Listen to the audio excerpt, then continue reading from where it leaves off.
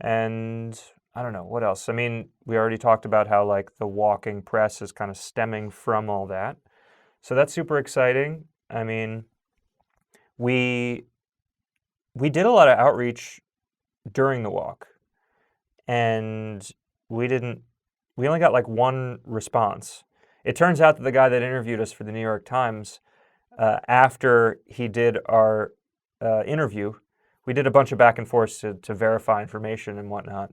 And during that time, he went to go search for our email that we had exchanged about the bagel project, and he found in his spam folder the original email that we sent out to all the other people. Yeah. So So that was something to learn. I mean, I guess I don't really know what you learned from that.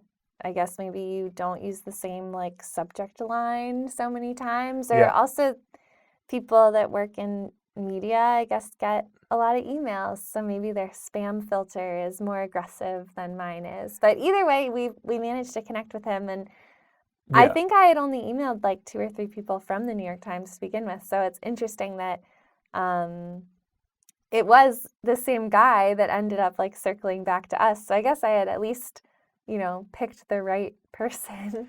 yeah, That felt good. yeah. But So yeah, yeah, maybe that's what a part of the publicist's role is understanding how email works specifically to right, prevent spam messages or prevent messages from going to spam. right. But regardless, the fact that all of these people after that initial outreach that Jessi did, where we got the Time Out New York article and everything flowered from there, that everything else since then has been reaching out to us has been amazing, really gratifying. It's the only time that either of us have ever done something where it's received this type of traction, that people are actually, pursuing the story on their end rather than us trying to force the issue.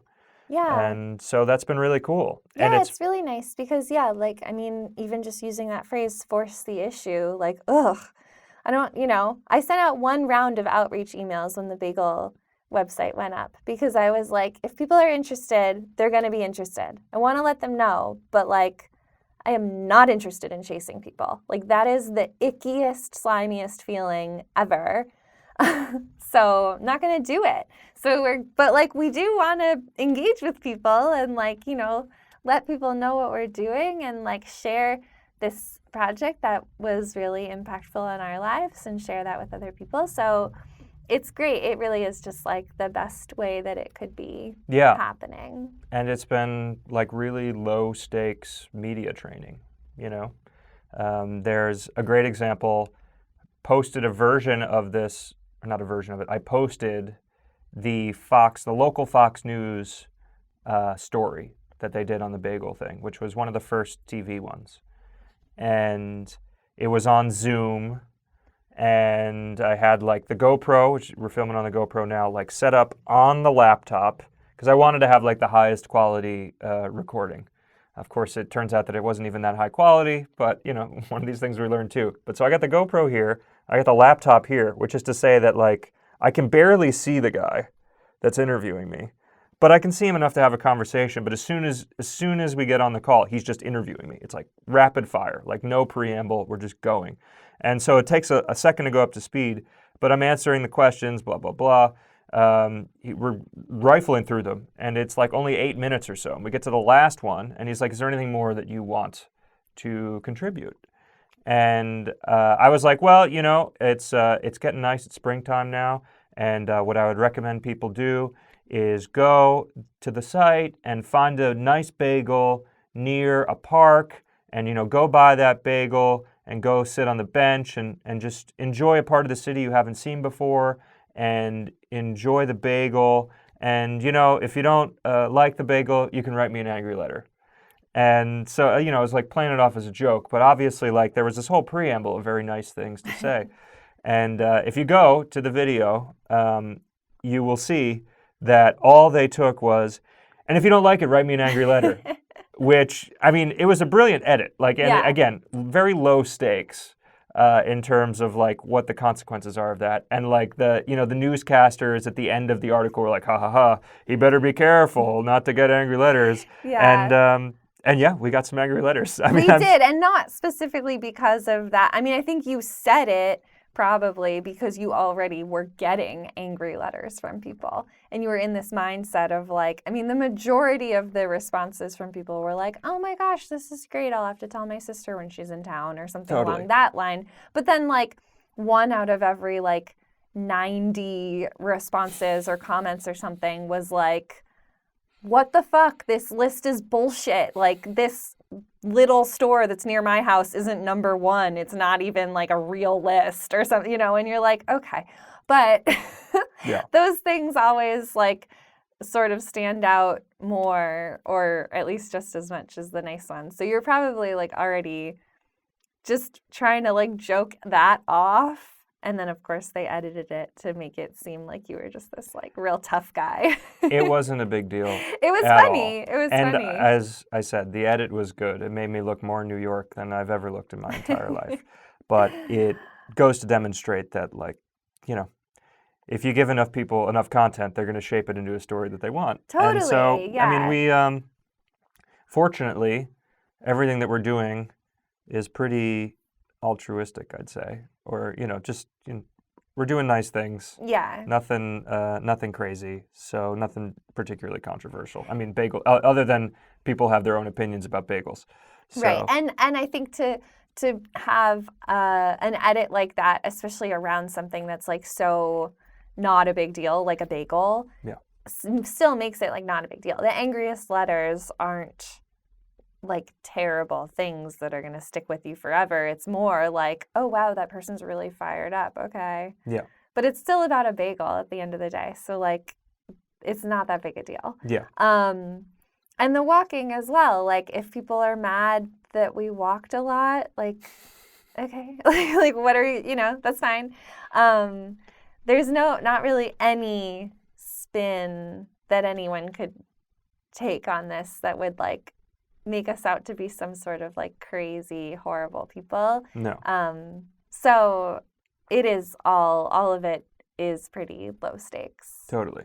But it is a lot of work, if you can imagine, Yeah. because lots of back and forths with email. I mean, that's kind of defined a lot of my time since the project has released, since Everything is Everything released in March. There was a little bit of a lull for like 3 weeks in end of April, early May, maybe.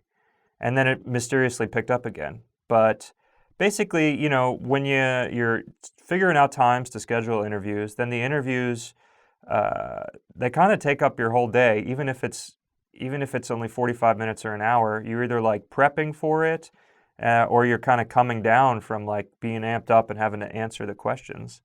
And then, you know, everybody wants photos, they want video, they want follow-up stuff. And you also want to do the best job you can in terms of like providing novel answers. So it's not just the same thing every time. So again, low stakes media training, as I would say. Just we've had an opportunity to learn a tremendous amount, and it's been exciting and fun. But it is there's a time cost to doing all of this. Yeah. That I guess probably if you had like that next tier where somebody's handling that all for you, you just kind of like get in the chair and do it. But then probably you're doing even more. So I have a new respect for people that have to do this sort of stuff. It's not just like, you know, basking in your laurels. There's a lot that goes into just getting a story out there, even if you're not writing it. You know. Yeah, it's been interesting to see how it all works and how it all feels, and yeah, I mean it's exciting, and it's like fun to know that these are all kind of like a big deal, but then also it's like anything else, at least that I've experienced, where like actually doing it then makes it, once like, at least for me, once I have done something, it becomes not a big deal anymore because I have done it. So it's like this achievable task. So like now we've been in the New York Times, which like I know saying that is amazing and exciting. And like I still am, like I recognize it. But I'm also like, okay, like my life hasn't changed. Yeah. Like we're still in this room. I'm like making flower arrangements now, but like other than that, and like home goods. But other than that, like my life hasn't really changed. It was fun to like go to the Hana Foods in Bushwick and like go buy the newspaper, but like the newspaper guy wasn't like, oh my gosh, you're that person that was like in the Metropolitan section on the 3rd page, right? He was just like, okay, it'll be like $6. So, yeah, it's like, it's an interesting thing But I wouldn't to say that experience like the things that you are like your top thing. Yeah. I wouldn't say that that's totally accurate, though, in terms of people like not recognizing. Because I was just about to No, say, that's true. That's there true. have People been know about the website. we've been going to, events and whatnot, and, people have been like, I know you. Which, again, I mean, that's a novel experience as well. That's true, and that's exciting. Just Yeah. yesterday, we went to an event, and we met this person. This person was like, I've just came here 3 weeks ago, and my friend sent me your website. I just found out, and we had just met them. They took a photo they took a photo of us to true. validate that it happened. Which also is like weird because it's like no one will know, but maybe they will. I don't know. Yeah. Yeah. So I guess you're right. I guess maybe it is a little different, but not in any sort of significant way, which is good, which is totally. like how we would want it, of course. Yeah. We have a little friend visiting us. I don't know if you can hear. Do you want to let him in? The little scratch at the door? Yeah. Jessi's going to move over there, pick up Scramps. Scramps is our friend Brian's dog. He's a good boy. I don't know if Jessi might be picking him up to show him on camera. I'm picking him up. There he is. There's Scramps. He's the best dog. He's such a nice boy. Scramps. Do you want to look at the camera? He's perpetually camera shy. Scramps is best known for his appearances in Just Cause 3 and Just Cause 4, the video game franchises. Yeah, he's way more famous than we are. He is, in fact. There are always people more famous than you, and Scramps, in fact, is more famous than both of us. So it's a good reminder. Yeah. But he's a sweet boy, and it sounded like he missed us, so he'll just be hanging out here. Yeah. There you go, Scramps.